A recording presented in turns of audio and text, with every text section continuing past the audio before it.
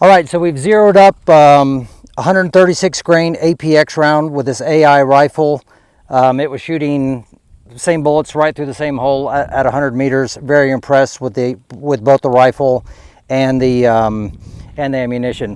One of the unique things about this round is that the steel tip in it allows it to shoot through barriers, and it's a great barrier round. But if it's just an open air round, the terminal performance on it is exactly the same. So you get the same terminal performance with it that you would get in open air, or if you need to shoot through a barrier, the bullet is still intact, and then when it hits tissue, you get the same performance on your terminal side. So I've trained a lot of both military and police snipers, and normally they'll have an open air round and they have a barrier round, and they have to have different zeros for those rounds because they're different weights, the bullet characteristics, the BCs are all different.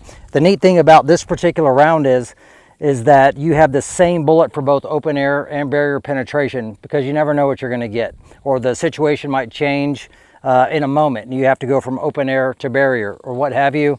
No problem. This round solves both problems very well. So we've got our target set up. It's about, let's measure it. You can kind of see through the windshield here. Turn my GoPro on. You can see through the windshield here. We are exactly 14 feet from the edge of this glass to the target back there. So that's a lot further than someone normally shoots behind glass. Even if they were in the back seat, that's probably a 6 foot behind glass. But just to test it, we put the target way behind the glass just to see what it would do. So we're going to go back to 100 yards, shoot this thing, and see how it does. Go again. Send it.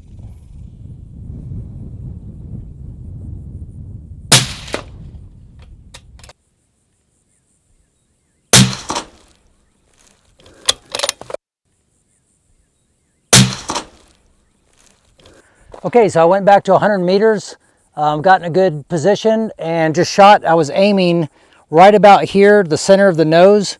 So I've got about 2.5 inches of deflection, maybe 2 inches down and maybe 1.5 inches off to the left here.